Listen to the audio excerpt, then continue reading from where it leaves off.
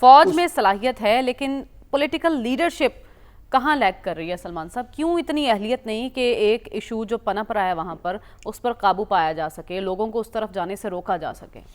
دیکھیں مریم، ایک بات تو یہ ہے کہ بلوچستان کا ایشو جو ہے پولیٹیکل ایشو ہے، اور پولیٹیکل ایشو کے حل کی ذمہ داری سیاسی لیڈرشپ کی ہوتی ہے۔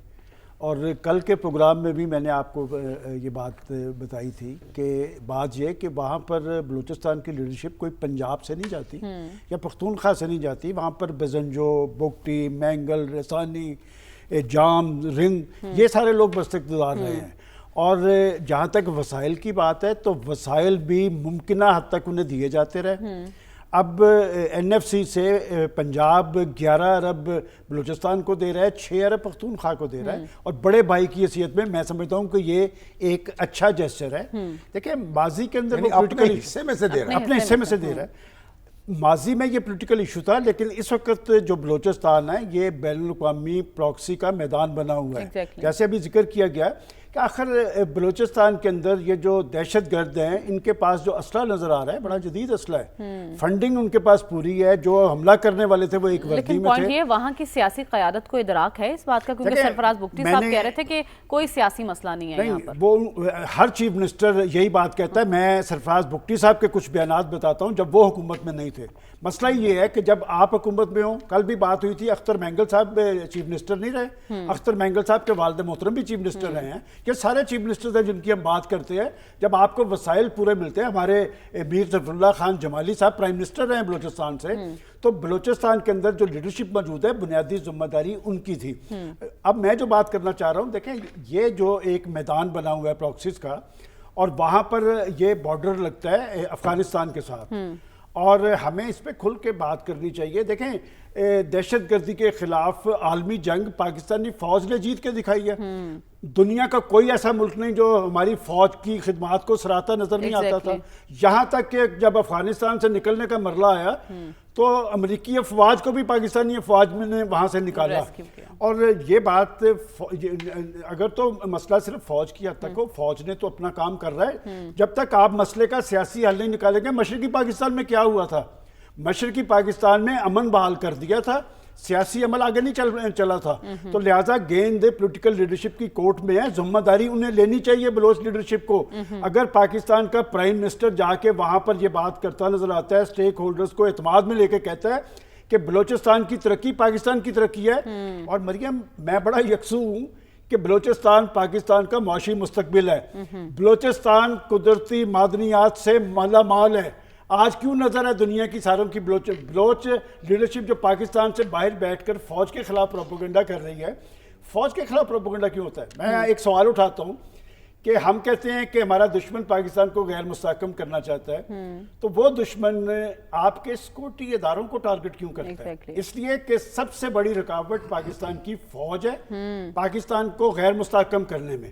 اور میرا خیال 65 اور 71 کی جنگ میں ہمارے اتنے شہید ہیں جتنے اس دہشت گردی کی جنگ میں۔ اور ایک نئی چیز جو سامنے آئی ہے کہ ماضی کے اندر ہمارے افسران کی تعداد اتنی زیادہ نہیں تھی، اب ہمارے نوجوان کیپٹن، میجر، کرنل، یہاں تک کہ جنرل تک شہید ہوئے ہیں۔ تو یہ شہداء کی ایک تاریخ ہے، تو میں اس میں کوئی پریشان نہیں ہوں۔ اصل مسئلہ ہے یکسوئی اور سنجیدگی کا۔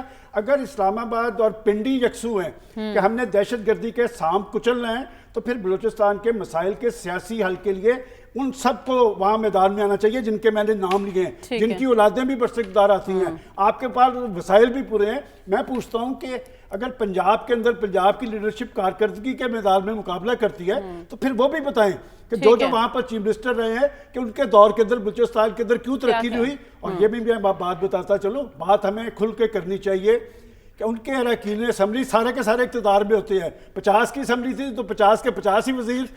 یہ سلسلہ نہیں چلے گا کہ وسائل آپ کو دیے جائیں بلوچستان کے لیے، بلوچستان کے عوام کے لیے، آپ کی عیاشیاں چل رہی ہوں، آپ کے جہاز چل رہے ہوں، آپ کے وسائل کی لوٹ مار چل رہی ہو، بلوچستان کے لوگوں کا ان کی حالت ذات بدتر ہو، ان کے اندر احساس محرومی ہو، ان کا نوجوان مایوس ہو۔ یہ سلسلہ ایسے نہیں چلے گا۔ مسائل کا سیاسی حل بھی نکالنا ہے، اور دہشت گردی کے سام کو کچلنے کے لیے پاکستان کی پولیٹیکل لیڈرشپ عہدیداروں کے ساتھ بیٹھ کر ایک سٹانس لینا پڑے گا، اور یہ کوئی ایشو نہیں ہے، اگر آپ عالمی جنگ جیت سکتے ہیں تو بلوچستان کا مسئلہ بھی حل ہوگا۔ ٹھیک ہے، مسئلہ بھی حل ہوگا، اور آپ کہہ رہے ہیں اس کے لیے بڑی ذمہ داری پولیٹیکل لیڈرشپ کی بنتی ہے۔ سلمان صاحب، اب تو اپوزیشن بھی کہہ رہی ہے کہ علاج صرف اسی میں ہے کہ آپ اے پی سی بلائیں اور بیٹھ کر معاملات کو حل کیا جائے، تو کتنی کارگر ہو سکتی ہے اے پی سی؟ یہ جو اے پی سی بلائی جاتی ہے، یہ کسی بھی ایشو پر یکسوئی، سنجیدگی، اتحاد اور یکجہتی کا ایک میسج ہوتا ہے۔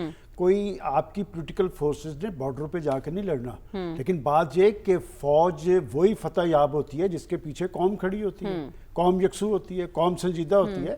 پاکستانی فوج نے، میں نے جیسے پہلے کہا کہ آپ ایک عالمی جنگ جیت کے دکھائی دہشت گردی کی، یہاں پر کیوں نتیجہ خیز نہیں ہو رہی؟ یہاں اس لیے نہیں ہو رہی کہ پیچھے جو معاملہ ہے کہ پیچھے تو آپ ایک دوسرے کا گریبان پکڑ رہے ہیں۔ آپ نے درست کہا کہ جی ایک طرف تو ریزولوشن پاس ہو رہی تھی قومی اسمبلی میں، اور ریزولوشن سے پہلے خواجہ آصف صاحب اور اسد قیصر صاحب میں صرف گریبان پکڑنے کا فرق رہ گیا تھا، لیکن ریزولوشن بلوچستان اسمبلی میں بھی پاس ہوئی ہے، بڑی زوردار پاس ہوئی ہے۔ میں سمجھتا ہوں کہ یہ ایک اچھا جیسچر ہے، اس کو بھی اپریشیٹ کرنا چاہیے۔ ہم دن رات سیاستدانوں کو ٹارگٹ کرتے ہیں، یہ سیاستدان بڑا بیچارہ ہے، یہ پریشر اس پہ آتا بھی ہے، پریشر لیتا بھی ہے۔ آخر پریشر آیا ہے نا، ایک میں گلہ ضرور کروں گا، میں اس لیے میں ریکارڈ کی بات کرنا چاہ رہا ہوں کہ جناب عمران خان صاحب کے ہم ٹائمز میں انٹرویو بھی دیکھتے ہیں، ان کے ٹویٹس بھی آتے ہیں، ابھی تک ایک مقبول پارٹی کے سربراہ کی مذمت نہیں آئی۔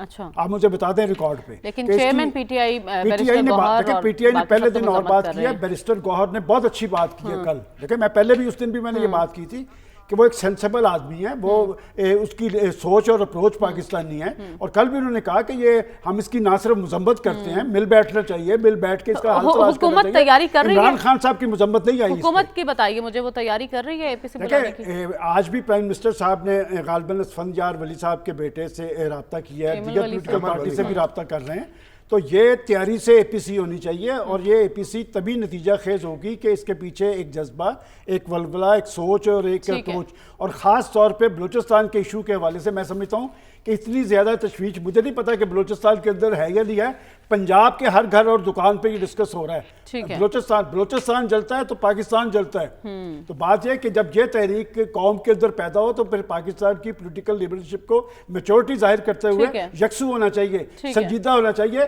اور دہشت گردی ایشو نہیں ہے۔